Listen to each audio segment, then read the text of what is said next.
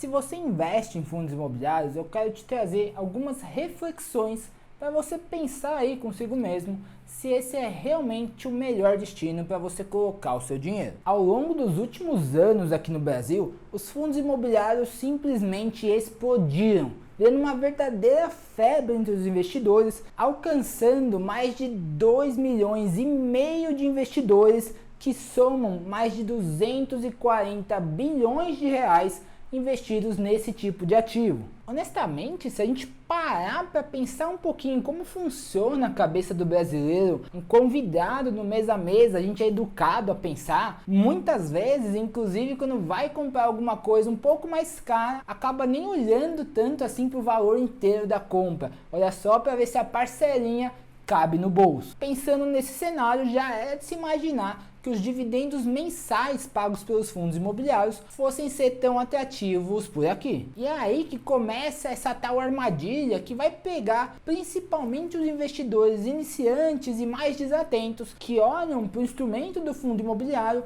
buscando essa tal renda mensal. Isso acontece por dois motivos principais. O primeiro deles é uma falha na análise. Como o fundo imobiliário acaba sendo um instrumento mais voltado para quem busca essa geração de renda mensal, eu vejo muita gente em fóruns da internet por aí analisando fundos imobiliários apenas pelo dividendo que ele está pagando, como se os maiores dividend yields fossem sinônimo dos melhores fundos para se investir. Qual é o problema disso?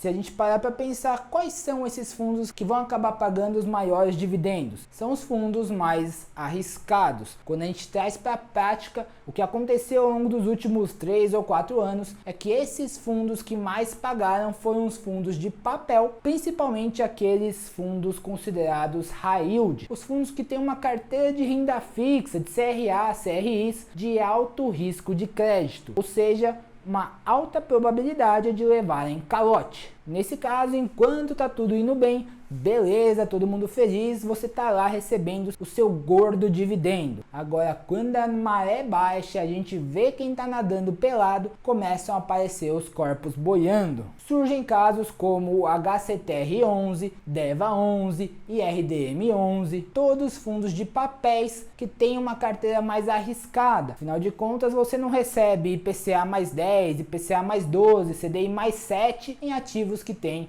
um baixo risco. O problema em si, na minha opinião, não é a existência desses fundos high yield. Na verdade, eu acho que o termo high yield ele é muito mal utilizado, porque o investidor, principalmente um pouco mais leigo, que está começando nos investimentos, quando ele ouve o termo high yield, que ele pensa que esse é um produto que vai te entregar mais retorno, quando na verdade esses fundos deveriam se chamar high risk. Afinal de contas, eles são produtos mais arriscados que por consequência entregam mais retorno. É o ovo que veio antes da galinha. Porque senão o inocente vai lá, vê que é um fundo high yield e logo pensa, olha só, vou ter um retorno maior, vou investir meu precioso dinheiro nesse fundo e acaba ficando a ver navios. E aí você acaba com aquela situação de você ter investidores que não entendem 100% onde estão investindo seu dinheiro e colocam parte do seu patrimônio nesse tipo de produto, achando que todo fundo imobiliário é um investimento conservador. Aqui, para deixar ainda mais claro, é muito importante que você entenda que esses fundos imobiliários de papel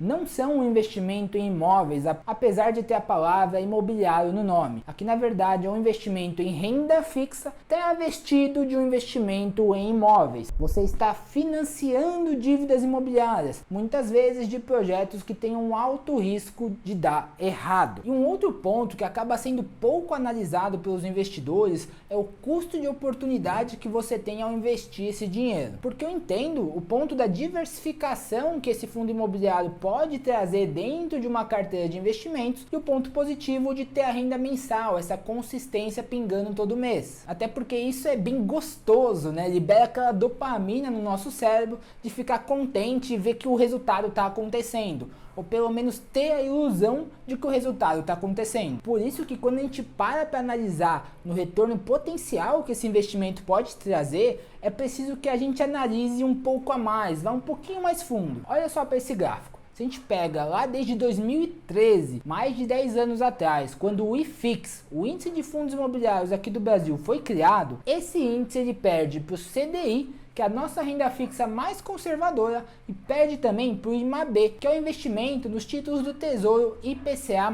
Você percebe que ele teve mais volatilidade, olha, o gráfico balançou mais ao longo do tempo. Podemos dizer que ele teve mais risco, porque ao longo desse período você teve quedas maiores, onde você potencialmente se vendeu ali, teve um prejuízo grande, e no final desse período ele acabou entregando menos retorno. Tiveram fundos que renderam muito mais do que o IFIX? Sim, porém você precisa também olhar o outro lado da moeda, porque a gente teve também fundos que renderam muito menos do que o IFIX. Afinal, esse índice é uma média do mercado de fundos imobiliários. Por isso que é tão importante você aprender como analisar esses ativos além do dividend yield. Essa deveria ser a parte menos importante para o investidor, ao contrário do seu like nesse vídeo, que para mim importa bastante. Idealmente, você deveria abordar o investimento em fundos imobiliários da mesma maneira que você pensa em um investimento em imóveis. Se você está analisando comprar um apartamento para alugar, o valor que você potencialmente vai receber como aluguel deve sim ser levado em consideração, é uma parte importante da análise desse investimento. Porém, é muito mais importante você analisar aonde está localizado esse apartamento, qual é a condição desse imóvel,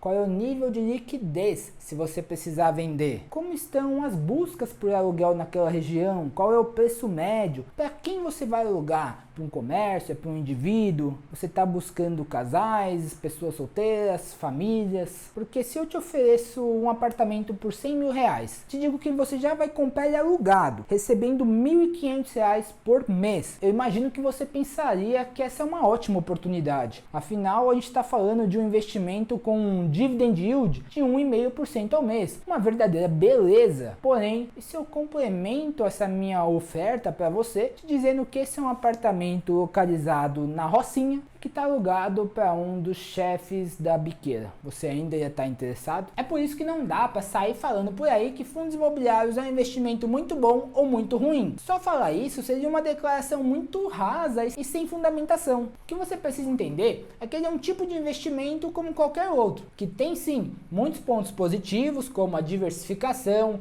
a acessibilidade e mesmo esse dividendo mensal, essa consistência na geração de renda para o investidor. Porém, pode virar um verdadeiro problema se você analisar da maneira errada. É por isso que dentro da Forge, a minha comunidade de investidores, que eu vou deixar o link aqui embaixo caso você queira conhecer, em breve vai sair um curso sem custo nenhum para quem já é membro, do passo a passo, linha a linha, do que eu olho, do que eu acho que você deveria olhar quando você vai analisar se um fundo imobiliário vale ou não o investimento do seu dinheiro. Sem contar no espaço seguro que você tem dentro da Forja para trocar ideias com outros membros em uma situação parecida com a sua e ter aí uma segunda, terceira ou quarta opinião sobre as suas teses de investimento. E como eu acho importante você conhecer também sobre outros tipos de investimento para você conseguir montar a sua carteira bem diversificada, bem completinha, vou deixar aqui na tela um vídeo onde eu te explico por que eu acho que nesse momento aqui no Brasil a verdadeira oportunidade está na renda fixa. Um beijo no coração